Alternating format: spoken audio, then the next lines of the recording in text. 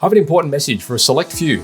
That's not all of you. This is for a select few of you guys that are listening or watching this. It's for trade business owners that have been around for a while. They understand the frustrations of marketing and being in control or not being in control. Guys, it's 2021 and many of you are marketing yourselves like it's the year 2000. Off the back of a global pandemic, we've seen huge shifts in the market with people turning to service providers they know, like, and trust. There's never been a better time to establish the tools and frameworks in your business to take advantage of these things. These things that will serve you not only now, but serve the business ongoing. Over at Tradie Web Guys, we've recently launched the Elevation Program. It equips businesses with the tools and the programs required to successfully market themselves. It gives you tools to re-engage with your past and present clients whilst nurturing potential clients. It creates assets in your company's name with no proprietary licenses. You own these things 100%. It gives your business a huge head start on the search engines with advanced SEO, and it collates all of the programs and all the services you need into one neat little bundle, including things like web development, website management, email marketing, SEO, Google Ads, loads of different softwares, strategy, support, and a bunch of other things. After going through this program, you'll have all the tools you need to market your business ongoing. You'll have a huge head start in your marketing, and you'll also have a CRM so you can continue to build your database whilst engaging your current customers and re-engaging those customers that you've essentially forgotten about. Marketing tools that you need, and they'll all be in your control. You don't owe anyone anything. You'll be able to dial it up and down essentially as you see fit. So why is this an important time to talk about this? Guys, it's important to know a lot about a little and a little about a lot. Meaning, you want to be in control. You want to know enough to be dangerous. I'm not trying to give you more work here. Essentially, we'll set everything up for you, teach you the basics, and then it's all yours. It's complete transparency. You'll never grow a business past a certain point without marketing. Word of mouth will only ever get you so far. We've spoken about it on the podcast a load of times. At some stage, you need to invest in these things. This is the simplest and most affordable way to do it. For more information, head across to tradiewebguys.com.au/elevation, fill in the form, and let's make 2021 the year that you took control.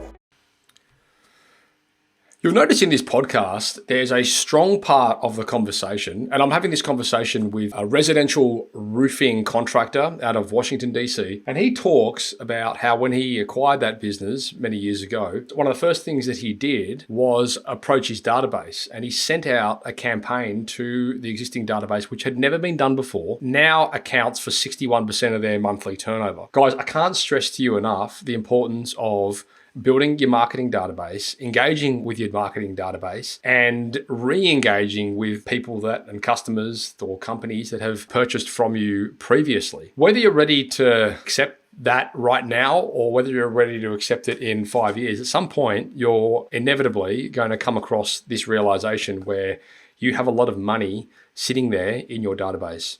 Guys, if you want more information on that, head across to tradiewebguys.com.au/CRM. Watch the video and fill the form in. Guys, I can't tell you how powerful this program is. It's just awesome. There's so many incredible things you can do with it. Head across to tradiewebguys.com.au/CRM. Check it out. You won't regret it. You're going to need it. Whether you do it now or whether you do it in 5 years, you're better off getting started. Trust me. Today's podcast has been proudly brought to you by Tradie Web Guys. Tradie Web Guys work with tradespeople only on their websites and marketing solutions to help them stand out from their competition. Everything from web design through to SEO, search engine marketing, content creation, you name it, guys. It is a customized solution for trade-based organizations, and it's fantastic. Head across to tradiewebguys.com.au/apply, fill in the form, and let's have a conversation. Giving tradies and contractors around the globe the tools to run a modern business. You're listening to Toolbox Talks from the Site Shed. Now here's your host, Matt Jones.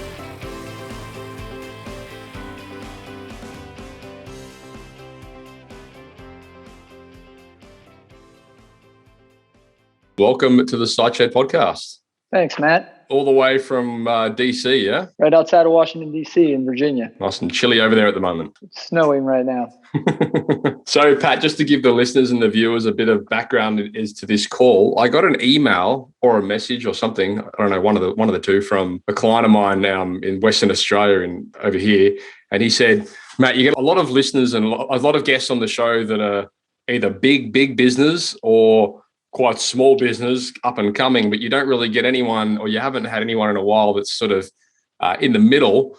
And of course, he wanted me to go fishing for people that have kind of got a bit of a track record. And of course, as you no doubt will know, there's, with a different size business comes different size challenges, different size problems, different size obstacles to overcome.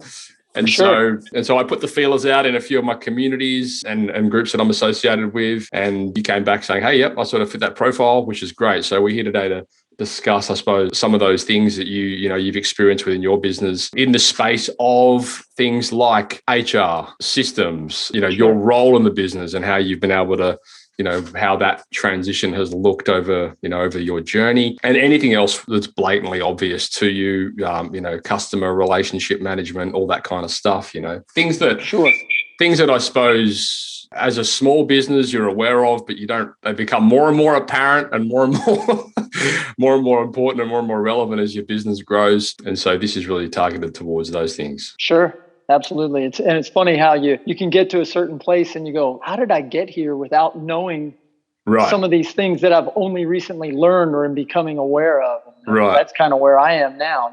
It's like we got here by the seat of our pants almost. If there's a week that goes by where I don't think to myself, oh my God, I wish I could just go back 5-10 years knowing what I know now, going back 5 years, I'd be a bloody zillionaire. Oh, for sure. I'm in the same boat.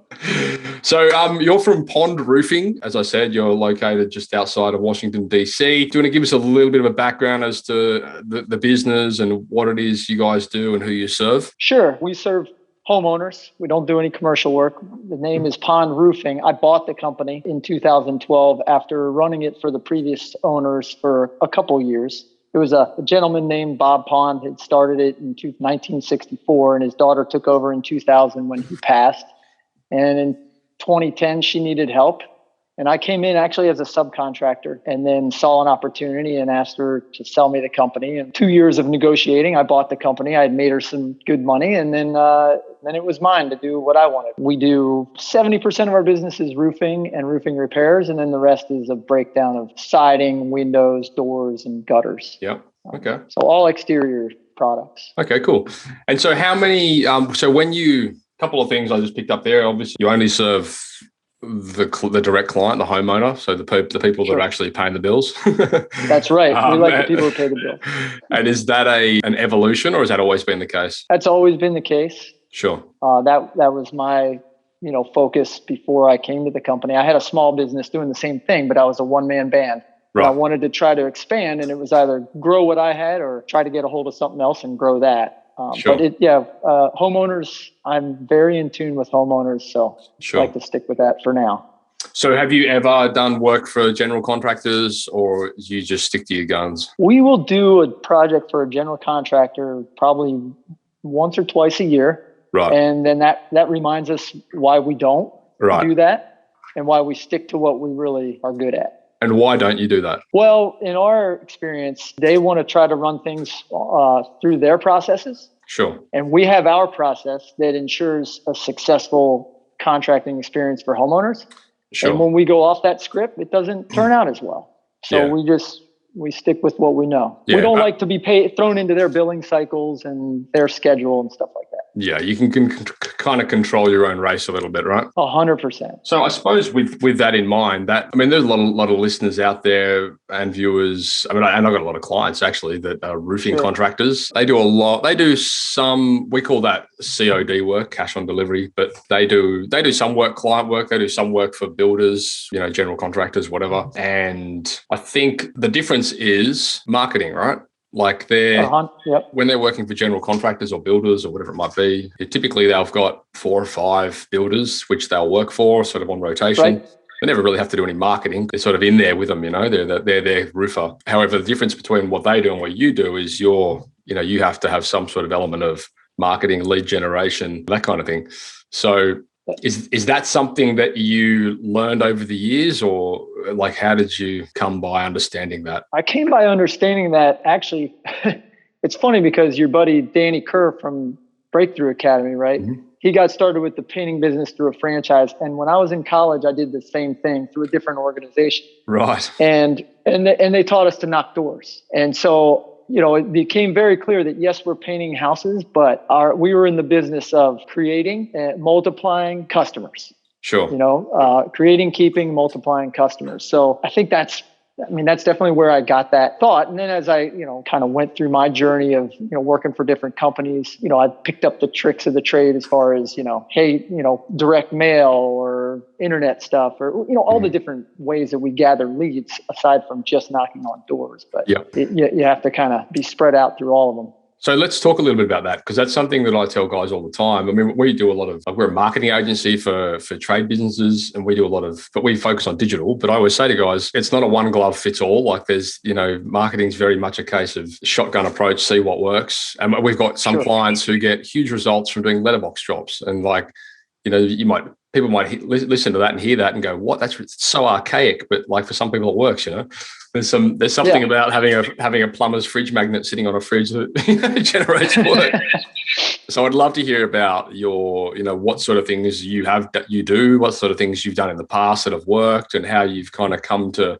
I mean, I'm guessing that it's always an evolution and there's always new things to test and measure. But I'd love to hear what you have tested and what does work and what hasn't worked on the marketing front for you guys. So some of the things that haven't worked, first of all, are some of the places where you're buying leads from, say, in the States. I don't know if they have it there. We have Home Advisor. Yeah. When Angie's List was, I don't know if you've heard of Angie's List, but when they were pure and before they got bought out, we got about $1.1 million worth of business from them every year. Right. And we paid them about $80,000 for that, but that was a great ROI. That was our most expensive marketing category. Sure. But turning out a nice chunk of business.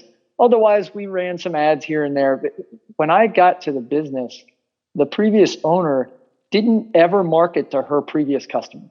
Sure. She had never sent a piece of mail or an email or anything. So I begged her to let me do it, and she wouldn't let me do it. So 2 months after I bought the company, we sent our first mailer to 10,000 names, addresses in our CRM.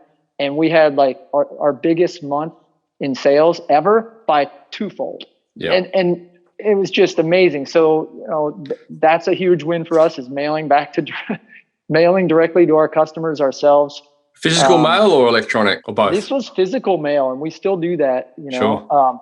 We're starting to do more email. There's a company here that we use that manages our after project relationship with our customers. And they start with a thank you package, some cookies, and then it introduces our referral rewards program. And over the course of 3 years, it touches them about 43 times through hard mail and email.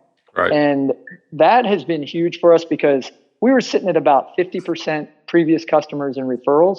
And I was slowly getting the needle to move a little bit.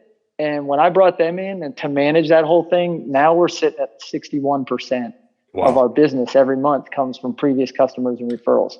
And that's a big win for us, because that's where we want to be. And this is the thing, and this is something that we've been preaching for years with our clients. And we have programs and software, and we resell these amazing tools which help trades businesses re-engage and stay in contact with their customers. But I tell you, it is like the hardest thing to get information from. Like I tell them this will work. I promise you, if we can send this email campaign out, you'll get some hits from it. And they all go, yeah, great idea. But then we just can't get any information from them. And I can't stress enough the importance of leveraging your database. There's this. Oh, for sure. There's this mentality in the market, this churn and burn mentality in the marketplace, where it's all about, and we get phone calls every week, we need more leads. And I'm like, you do need leads, but you also need to, those new leads shouldn't come at the demise of your existing contact, your existing customers. Well, those new customers are really expensive to find. Right. And these people, 8 times more expensive. Yeah. I mean, it cost me about $60 to activate a customer into this program. And when I first started doing it, I was doing just people who had spent over $10,000. And then one of my salesmen said to me, hey, I think you got the wrong idea, boss. Yeah. We should put everybody. Who's to say the guy that spent $500 on a repair is worth less in the future than the guy who spent 10 grand? So we send everybody into it. It's about $60 and we touch them 43 times over 3 years. Yeah. That's cheap. And it's getting us more Google reviews and stuff like that. The language is more generous. Going after people in that way has been huge. And we still do our own mail. It's just, I'll send a letter from me with some offers and people respond. Sure. Yeah, it's great. I mean, I love that. So I think that's a real, I really hope that drives home to the listeners and viewers out there. And we've noticed as well, there's a big trend in the marketplace. Well, over in Australia, we're kind of in the wake of COVID. I know you guys are kind of in the thick of it over there, which I hope that's okay. Everything's going okay for you. But, we've noticed the trend where, a lot of our clients, like their customers, like the homeowners and so on and so forth, they are starting to navigate back to those businesses that they've used in the past and they know, like, and trust. And it's forming a little ecosystem where, they've got like their SEO running and they're being front and present on the search engines, but then also those customers are starting to, they might see something organically on the search engine and then they're relating back to, an email they've seen or a conversation they might have had or a social media post or whatever it might be. And it's forming this like little ecosystem of them sort of, going back to contractors they know, like, and trust, sort of cut a lot of the noise out, And I found that kind of quite interesting. And it's kind of refreshing as well, because for years we've been telling these guys, you need to be doing this, you need to be doing this. And then all of a sudden they need to be doing it. So people are their ears are pricking up a little bit. And I'm hoping they're listening to what you're saying, because this sort of 100%, you always have to have your hands in some of all of that. Sure. Like you said, you create this ecosystem where they might not be, for a long time, we advertised Catholic church bulletins. Right. It's like $1,500 to go for the whole year. And it's like 2,500 families per bulletin. Nobody ever called my office and said, yeah, I found you in my church bulletin. Right. Okay. But when we got out to their house, sometimes they would mention, yeah, I was trying to figure out how I knew you guys, and it's because every week they saw that, our logo, and so they felt like they knew us when we popped up in an advertisement somewhere. Sure. You gotta do a little of everything. And it's one of those things now with, like, because of the landscape of, well, the direction, I suppose, that business has taken as a result of the pandemic, where, a lot of that face-to-face transaction has been eliminated, really. Like the way that you operate your business today is considerably different to how you would have done it a couple of years ago. And a lot of that is now people are far more receptive to going online and doing some research, whereas before, perhaps somebody might have said, Pat, I've got a, if you said, I'm looking for a plumber, someone might go, hey, Pat, I use XYZ, go and speak to them. And you may have done that. Like maybe you would have checked their website out first or whatever. But, now we're sort of seeing that those people are doing more research because they're used to it. They're used to Zoom calls. They're used to having, their quotes done via their phones, and they're used to all this sort of stuff. And so, you've got to make sure that you do represent properly. You've got to put the work in to make sure that you look professional and you're not some, over here we call butt crack tradie, it's like some, you've really got to look the part. Because if you don't, you're one click away from somebody that does, No, you're right. And it's funny that you said the one click, because we implemented One Click Contractors program for digital proposals. Last spring, right as we got sent home, we had an opportunity dumped in our lap. And we had been trying to get all of our proposals, into digital form for a while. And this I kind of leaned on my new mantra that I took up a year and a half ago, which is just lean into it, right? It doesn't have to be perfect. Yeah. Just get it going. And so I handed them my pricing. I said, whatever you can do to get us rolling. And they got us rolling. And my guys just love it. And we were able to, give the presentation through. They've got a screen share built in. So it's kind of like you've got a Zoom meeting, and it sells jobs. And my guys love it. They're like, we wouldn't have survived if we didn't have this. We were crushing other guys out there on the streets because they wanted to get in somebody's kitchen and sit at their kitchen table and go through a pitch book like old school, and people weren't having it. Yeah. You just couldn't. So they wanted to know that we were still in business and doing well, and that we had some way to keep them safe and still be able to get their improvements. Yeah, and that's really smart. And it's funny because, I suppose from when I was running a plumbing business, we never had any of that sort of stuff.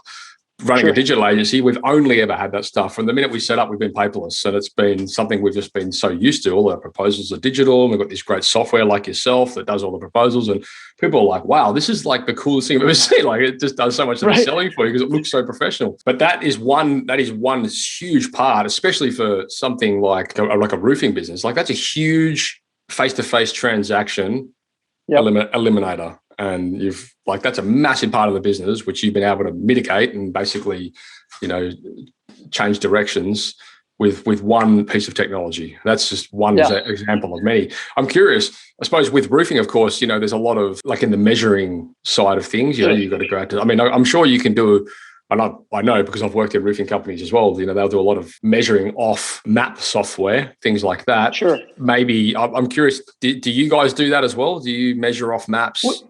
We'll use here we have a product called Hover where we can take 8 photos of the house and it creates a 3D rendering. Right. And we get those back pretty quickly. We can order a report from, there's various services that will do that, but they'll give you it's based on aerial pictometry and it'll do a roof takeoff. We try to climb most roofs. We're building ourselves as a roofing company, and part of our whole presentation to homeowners is that we're sending you an estimator to look into your problem, not just a salesman. Yeah. And so when my guys show up with a truck and a ladder and they go up on the roof, even if it's too steep and cut up to really measure the whole thing that way, at least we're doing that inspection. Sure. So we, it's a mixture of the two, but we certainly want to use all the tools.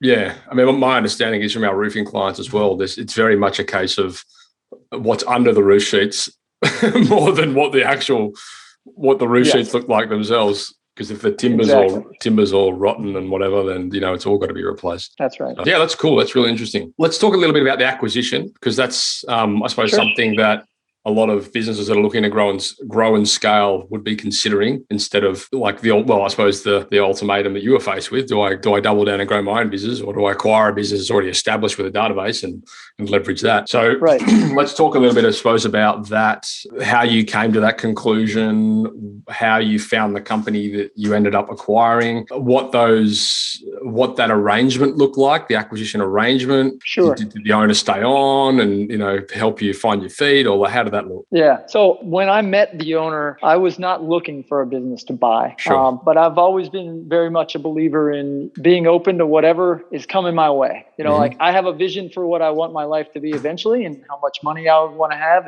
and stuff. So I have to be open to whatever method is going to deliver that. So I was running around selling roofing, siding, windows, and doors, and producing the stuff. And a supplier introduced me to the owner of this business because they needed some help getting some doors installed. At least that's how it was brought to me. So I met with her and she grilled me for 2 hours.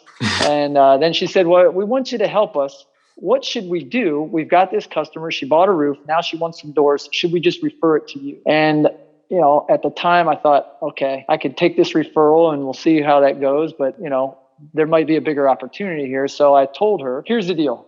You've got a business that's almost 50 years old. You've got a lot of customers. If you give that lady to me, I'm going to go do a good job on that door. She's going to then be my customer. She's not going to call you again. No offense. She's going to call me the next time she needs something. And I don't think you should give your customers away that easily. So give me some shirts, give me some contracts. Here's my pricing. I'll sell it. What do you want as a cut? I'll sell it on your paperwork. You turnkey it to me. And that's how we got started. And every time I came to the office, they wanted me to do something else. And I heard her talking about retiring, heard her talking about playing golf and traveling. And so I said, okay, this is the opportunity, and I'm a little impulsive sometimes. So in my mind right then, it was, this is the way I'm going to get a bigger company. I'm going to buy this one and I'm going to work on refining and scaling it. Yeah. And that's how it went. So I went to her one day and I said, you want no company? I want a bigger company. Let's get together. She hired me to run the company for a couple of years while we ironed out the details. Great. When we got everything on paper, which that first part was like on a handshake, right? Now we're on paper, and I wanted to buy the assets of the company, but I ended up having to buy the stock because that was the only way she was going to sell it. And so what is that? What are you So when you say stock, what do you mean stock? At least here in the States, you can buy the assets of the company. And so I would have set up a new name. Maybe I want to keep that name, but I change it just a little. I make it an LLC instead of a corporation. Sure. But I'm basically buying a bucket of goodwill and some trucks, and not the stock of the corporation where I'm inheriting all of the assets and liabilities. Right. And 50 years of warranty work and all this stuff. Right. One way is better for her taxes, one way is better for mine. Right. So she won that battle, and she had a bunch of money stuck in the company, and that was just the best way for her to get it out. So I purchased the stock of the corporation, which includes liability, includes insurances, and yeah. Okay. Yeah. So we had a nice office that was leased. So I didn't buy any real estate. I had some great employees here that were going to stay on, and everything just continues on, right? I purchased the stock for $600,000, and she was guaranteed $300,000 in salary over 4 years. And I had to pay $150,000 upfront at the closing table. And I had 4 years to pay the remaining $450,000. Okay.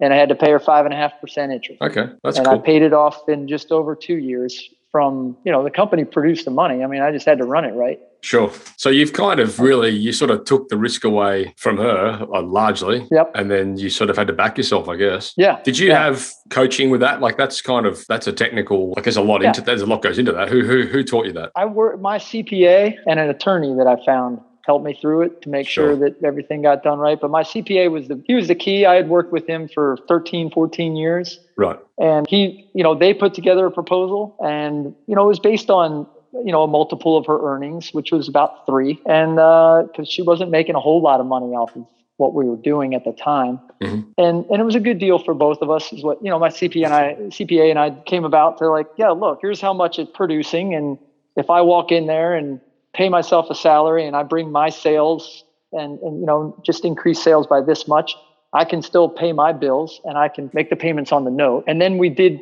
then I put some things in place that multiplied those profits even more because I really wanted to get it paid off as quick as possible. And it worked out. Sure. So in relation to, obviously, when you're acquiring a company, there's a lot of existing systems, processes, way things are done.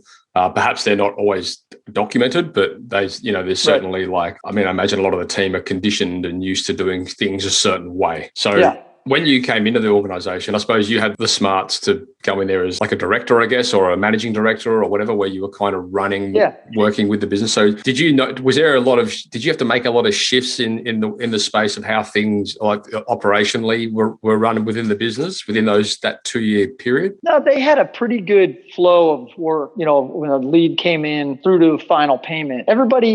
It was specialized, right? So everybody had their job and it flowed through pretty well. And I just started making small changes at first, tweaking the script on how a lead was handled, tweaking the confirmation emails that were going out, just making small changes, add a checklist here or there, add an extra phone call here or there, just things to improve the customer experience on that workflow. And, but I didn't have to make any major changes, but I was definitely interested in understanding, okay, well, why do we do it this way? Can we skip this and add this instead? And, and we're constantly doing that here. I mean, it's constant refinement. Exactly. And how was that received well by the existing team, or did you get any resistance from doing that? I didn't get much resistance. I think that I have a decent way about me to involve people in how it's going to go, so that they feel like they're a part of it. And how does that look? I usually try to ask questions like, hey, I was looking at this, I was thinking about it. Do you think there's anything that we can improve, any way we can improve this part of it? A lot of times you get a no, but at least they felt like they were asked. And then I'm going to just kind of steamroll over them and tell them this is how we're doing it.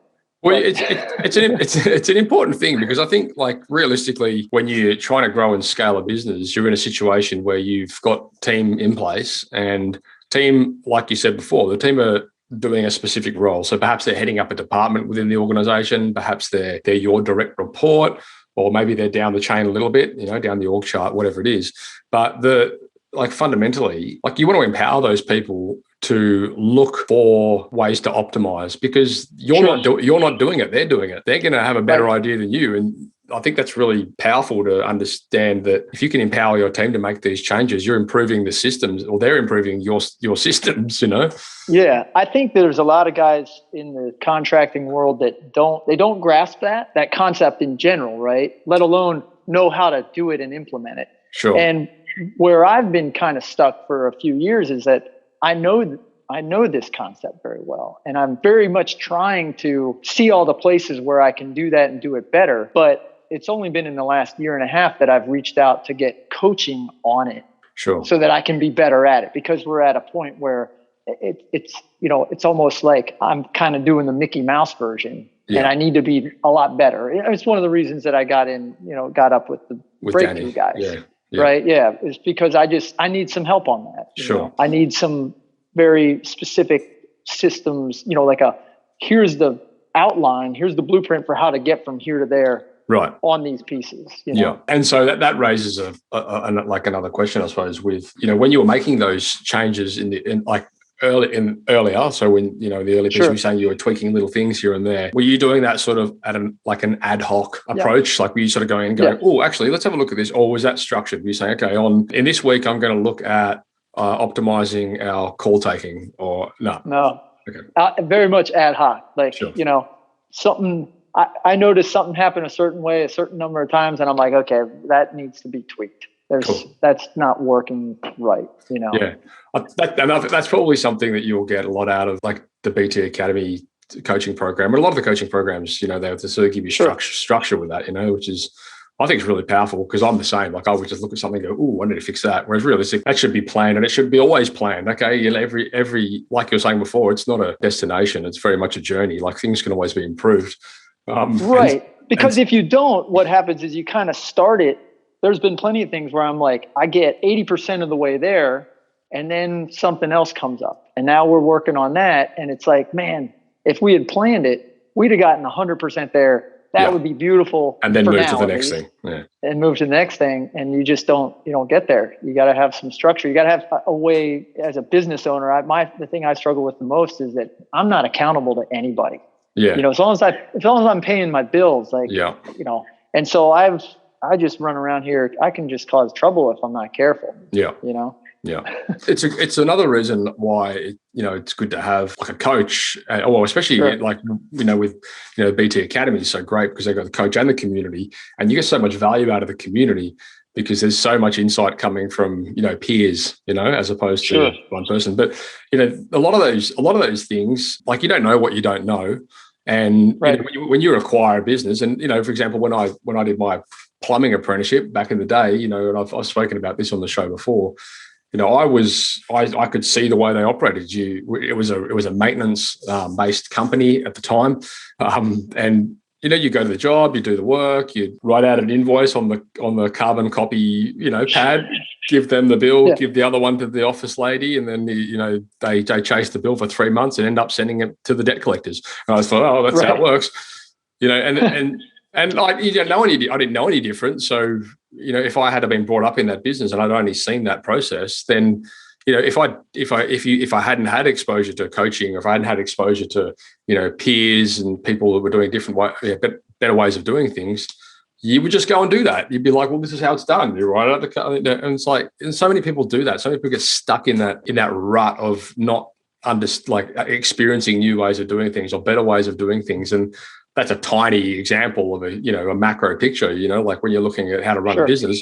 Well, my business has been running fine, for the last 15 years. Why would I need to change it? And you're like, well, you don't need to change it, but this is a better way of doing it. And understanding that, being receptive to that, I suppose, is at the crux of it. You don't have to always take on board everything you hear, but it's certainly, some things will add a lot of value, For sure. And I have peers in this area that are, old school roofing guys that, hey, they have businesses that do very well, and they make really nice profits and stuff, and they have no interest in changing anything. Right. And so sometimes I catch myself thinking, am I putting myself through all this for nothing? Should I just go be like those couple old guys I know and just, make my money and be quiet, and then I realized, no, because those guys work like 70 hours a week. Exactly. And, or at least they did until they were like 60. And then they finally were able to buy their beach house. And Sure. Now they're trying to step away and they can't because they were in there too much and it's not systemized. So yeah, it's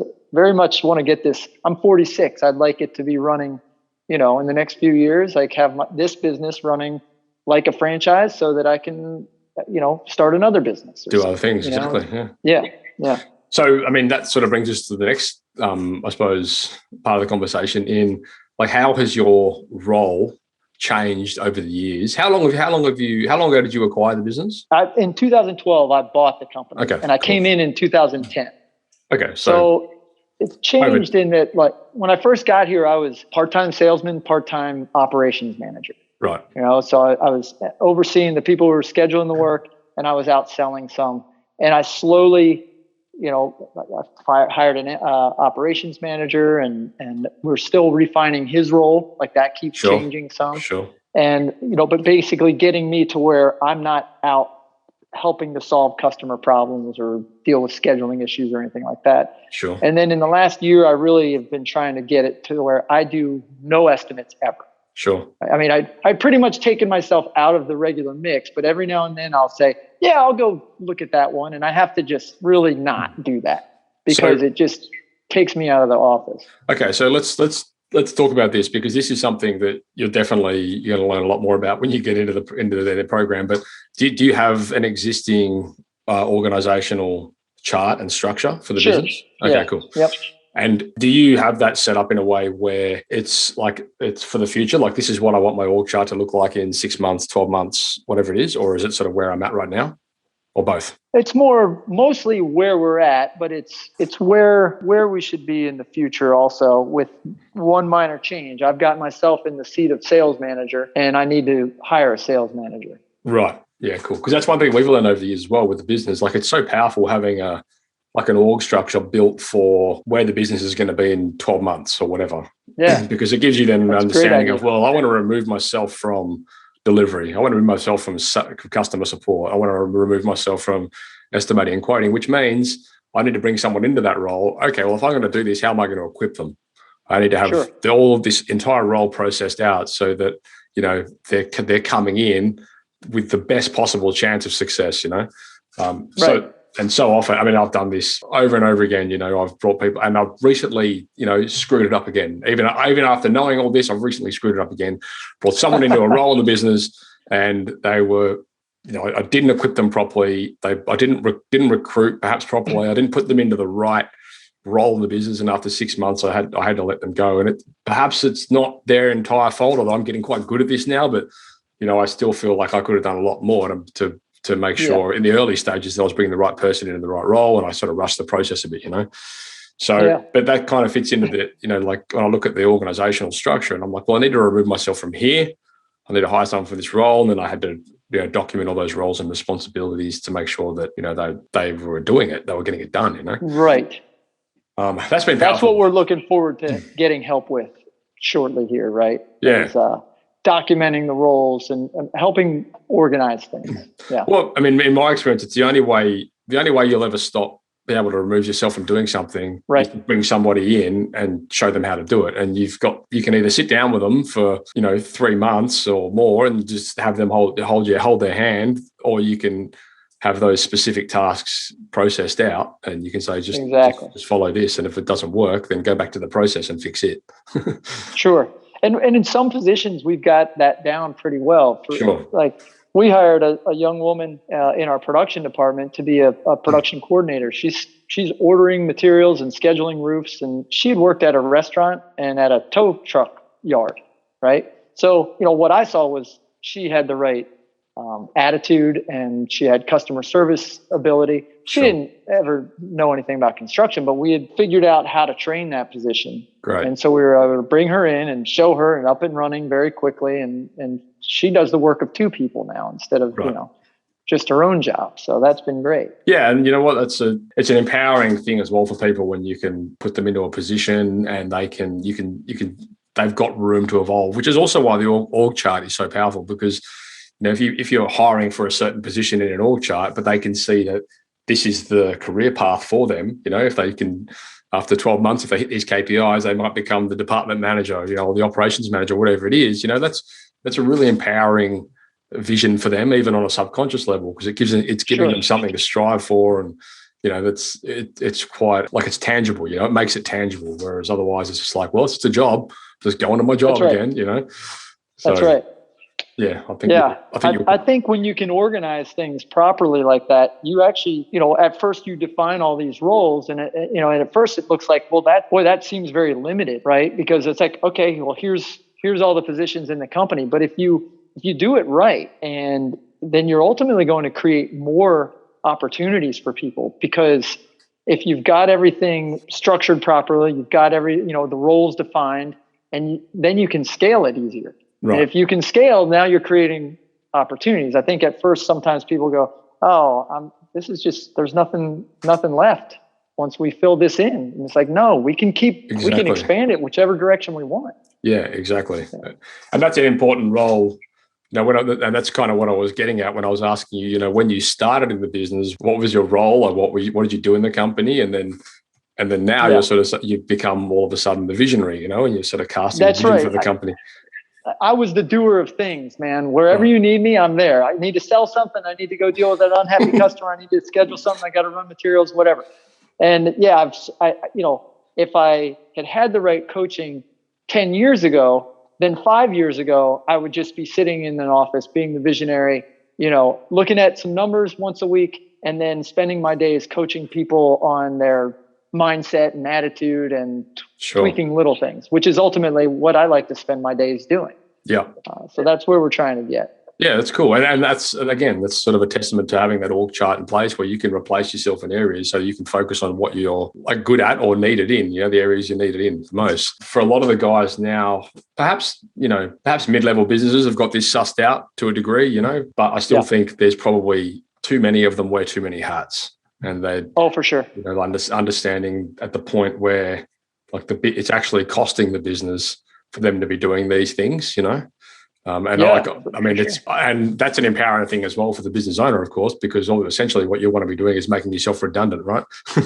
Right. So somebody was talking about that recently. In our group? To be honest, Matt, it might have been somebody on one of your podcasts or somewhere else where they're talking about if you're just spending your time to do these things, whereas if you could have had somebody else doing them so that the company makes the profit rather than you doing it. I wish I could remember exactly what they said, but it was worth a lot more to let the company, produce that income than for you to be doing it yourself. Yeah. Well, I mean, that's the thing. And it's sometimes a hard thing to, the paradigm shift there is, well, oh my God, I just need it done. I know I can do it. It only takes me 15 minutes. Right. But the business doesn't benefit from that in the sense that 15 minutes that you spent doing that, which you have to do, mind you, 6 times a week, all of a sudden, turns into 2 hours of your week, which you could be done, on important things or things that you're better at. Maybe it's running the guys on site. Maybe that's, marketing. Maybe that's, networking or whatever it is.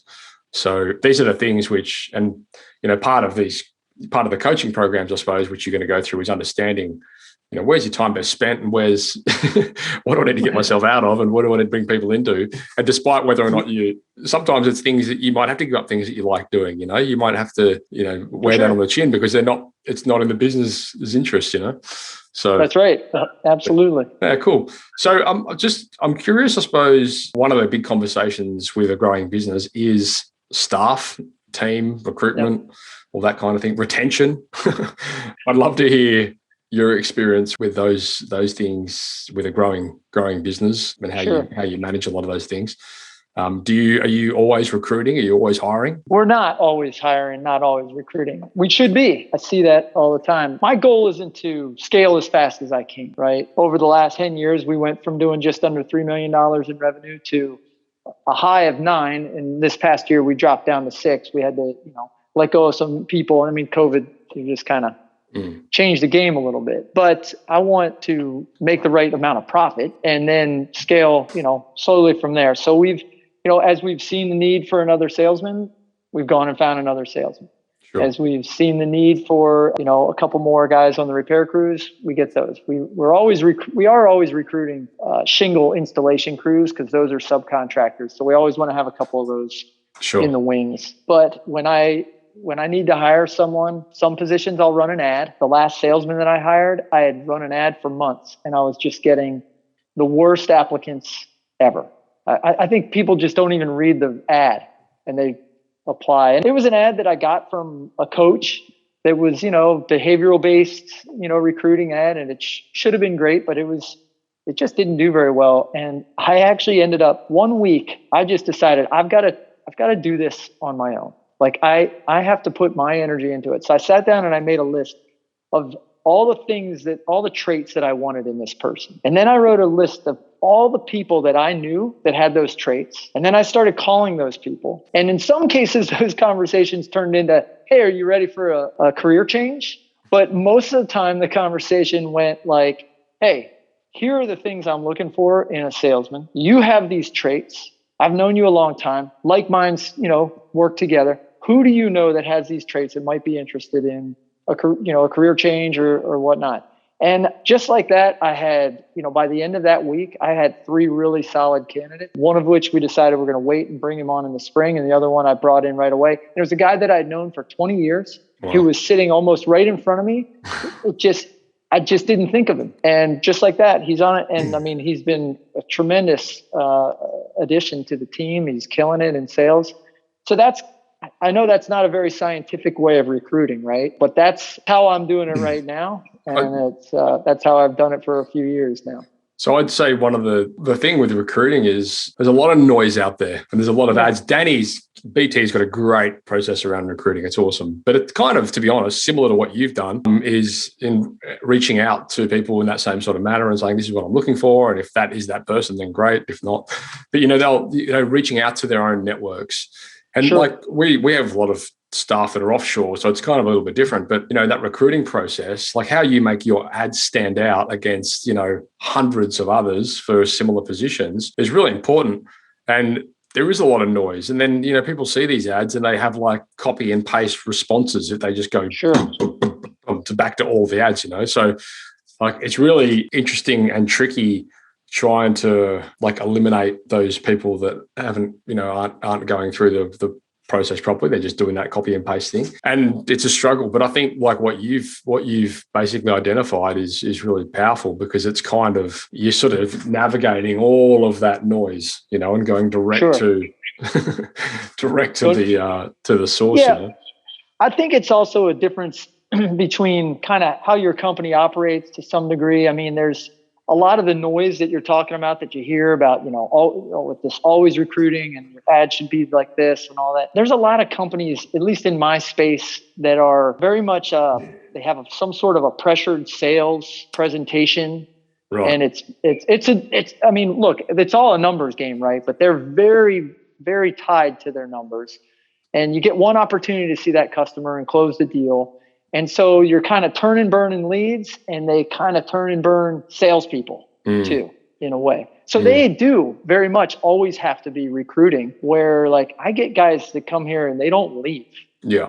Because I treat them really well and they get good leads and they make a really good living and they've got good benefits, and there's no reason. I just don't give them any reasons to leave.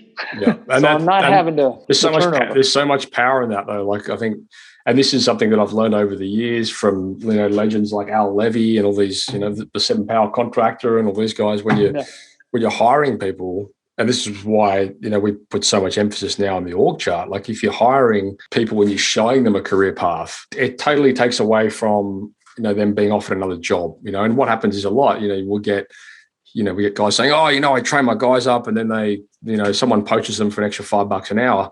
The difference typically there is, well, you haven't given them a career path. They can't see that in 12 months' time they're going to be the manager, which will be making this much, or they're going to, whatever that might be.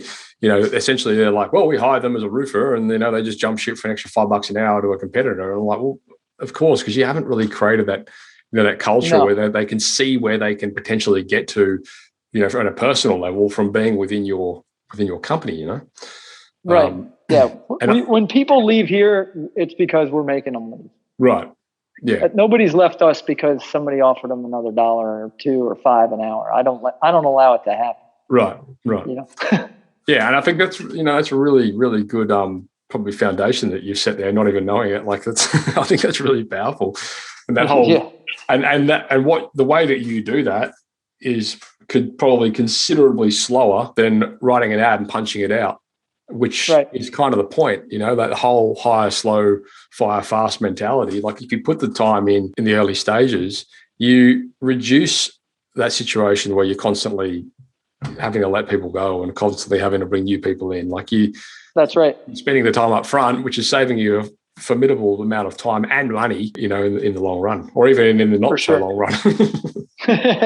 Oh, mate, this has been great. So, I think we've covered off on a lot of the things I wanted to talk about. Are there any obvious problems that you've experienced, or maybe not problems, but, when with a growing business, what are some of the things that stand out as, if not obstacles, maybe friction points, that you've had to learn to navigate specifically over the years?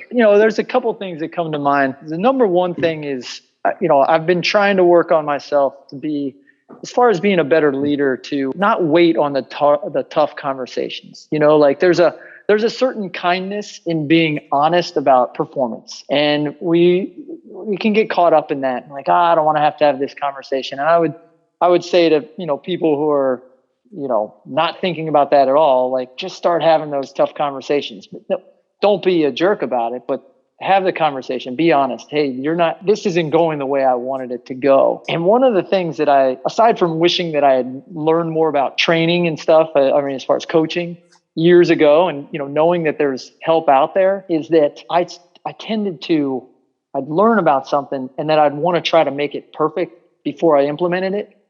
And finally I got my head out of my rear and I was like, no, just lean into it. It does, done is better than perfect. Just get it going and then you can perfect it. And I think a lot of guys, they get caught up on that kind of stuff at all levels, especially as a contractor that started as the guy doing the work. I was that guy many years ago. I was on a ladder and then I'd change my shirt and run to do an estimate, and so I would always go, well, when I have this in place, then I can do these other things. And that's bullshit. It doesn't have to be perfect. Just get it going. Ready, fire, aim. Ready, fire, aim. Exactly. You can always redirect once you're moving in some direction. Well, the thing is as well, we get this a lot, right, with people, because we build websites and all this kind of stuff. And I say to guys, get the thing live and let the market tell you what needs to be changed. Because people get so hung up, I'm a perfectionist and all this bullshit. I'm just like, just shut up with your perfectionist talk. I don't want to hear it, right? Get the thing live.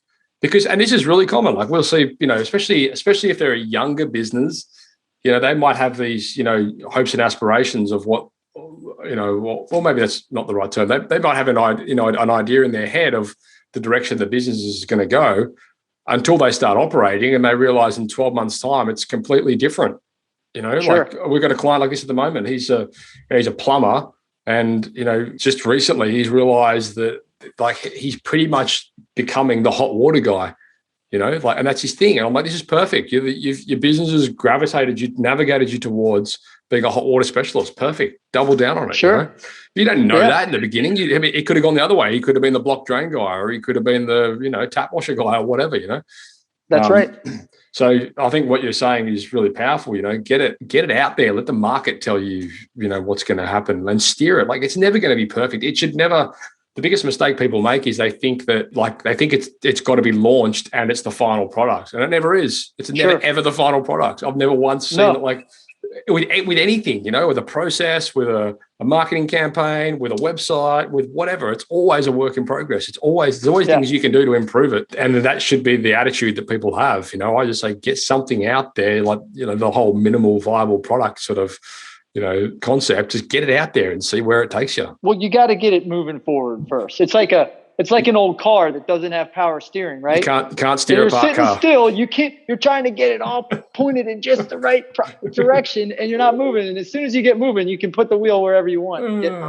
Can't steer a parked car. I like that. That's exactly. Quickest way to say it, right? Okay, cool. What about you mentioned that you've really wanted to become a better leader and you've wanted to become better and a better manager and this kind of things. And so what sort of has helped you in regard to doing that? Is it books? Is it podcasts? Is it people that you've met, programs, coaches? How are you developing that? A mixture of things. I reached out a year and a half ago. I reached out to a coach asking him for some planning help. And he said, yeah, I don't actually do that anymore. I coach mindset because they get in their own way. I can give them all the tools in the world and they don't apply them because their mind's not open to it. So I went through his program. That helped me tremendously and opened my mind and got me out of my own way on some things. And then, for sure, books and podcasts. I've come around to the leadership thing more recently. And I just, it kind of started, I was having these meetings with my operations manager every week that I felt were just like, I didn't feel like they were as good as they could be, right? Here's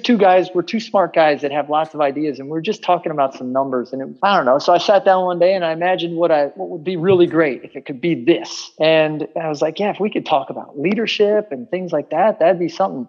And that same night, I came across Jocko Willink's most recent book. That's the strategy and I haven't read that one practices. Yet. It's his field guide for leadership, strategy, and tactics. That's what it is. Okay.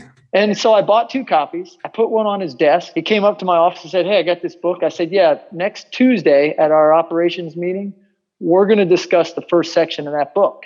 And I've never led a book review or anything like that. I had no idea how that was going to work, but I just thought, screw it.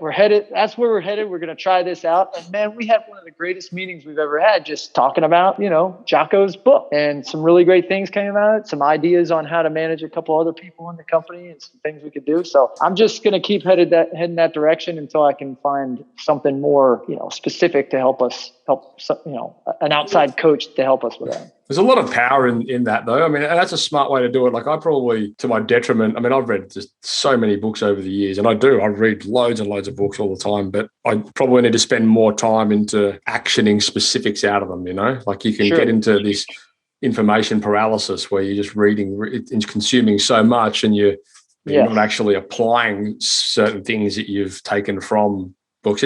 I'm a firm believer. You can always get at least one good thing out of a book. Like there's always. Oh, for sure.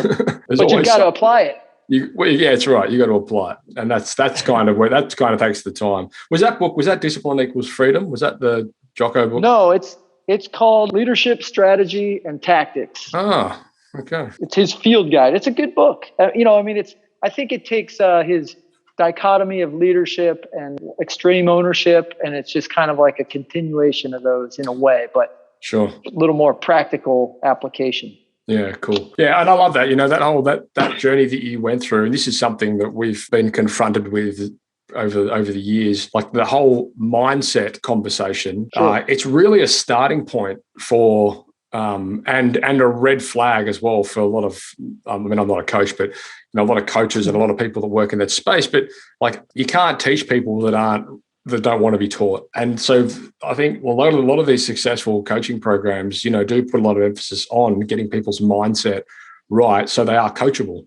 Because otherwise, the last thing you want to do is, spend all this time with people and they're just going in one ear and out the other because they're so stuck in their ways, And so that's 100% why my coach got out of it. Like he had worked for a company here that's like a network of contractors. Sure. And he was a coach there, and then he was a coach on his own, and people weren't getting the results. And he said, your mind's not open. So he's shifted gears, and now he coaches a bunch of contractors on mindset. Sure. And I think it's such a powerful thing. And you're a testament to it. Like if you started your journey, with like another coaching program before you did this, you probably wouldn't be as receptive and take as much from it, So Not at all. I'd say that's a really good starting point for anyone out there that's, considering growth. First of all, you need get a coach that can help you do it. And second of all, get your head in the right place. Yeah. Just confront it. So many people run away from it, I think, it's like a bit of a, it's almost like when you talk about mindset, sometimes people are like, oh, mindset, rainbows, unicorns, it's so much more than that. Well, here we say, I don't want to get too woo-woo on you. Woo-woo, yeah. I say to some, like even my coach, I've said to him, I'm like, don't say that anymore. It's like you're making an excuse for, like you're giving a disclaimer. Yeah. It doesn't need a disclaimer. The people who are ready to receive the message will get it. The people who don't get it, forget them. You don't need to, disclaim it to them. So you got to have some sort of clarity on what you want, and then be willing to take action. And I think a lot of people just aren't willing to open their mind. Right. They need a little help. I've taken enough of your time. I know you're a busy man. Sure. I know you're a busy guy too. Thank you so much for sharing. And Mike, thank you for the question as well. I hope this answered some of the questions for you and for all your listeners and viewers out there. I hope you got something and took something from that conversation. Again, there's, when you're going through business at different stages, you encounter different positives, negatives, obstacles, situations. It's just the nature of business, So as Pat's just alluded to, being receptive, getting your mindset right, understanding, where you are and, finding resources and people that can help you through those specific times is really, really powerful and really empowering. So, Pat, I wish you all the best with pondroofing.com. I'm sure you don't need my good wishes. I'm sure it's going to, the business will compound and flourish. Well, we'll take them, man. And you keep doing a great job with this podcast and everything you do, man. It's awesome. You're helping raise the bar for our industry. And I always love that kind of stuff, Yeah, no, we love it. Helps us all. At the end of the day, it's just having conversations with people that are getting good results. Sure. So I'm glad it's all. Thanks for the feedback. It's excellent. So anyway, this was Patrick Readyhough from Pond Roofing Company over in the US. And if you want to check out their website, it's pondroofing.com. Guys, again, we love having these conversations and we love feedback. This conversation was spurred from feedback from a member of our community. If you're not in the community, get in there because it's really cool. And you can have your say. And if there's something you want to hear about, let me know and I'll chase it down. This is proof. So we'll look forward to seeing the community. Pat, thank you once again, sir. And that is a wrap. Thank you for listening to another episode of Toolbox Talks. If you're liking what you hear, then you can head across to thesiteshed.com where you can join our community by signing up to our Toolbox Talks. You'll get sent a weekly notification, which is basically a highlight of everything that we've spoken about during that week, along with any other industry news that may be relevant or specific to the trades. If you're enjoying the show, you can head across to iTunes, Stitcher, or SoundCloud, where you can leave us a review. That would be fantastic, and all the reviews get read out in the show. Likewise, if you have any friends or colleagues that you think would benefit from the show and the episodes that we create, then please go ahead and share it with them.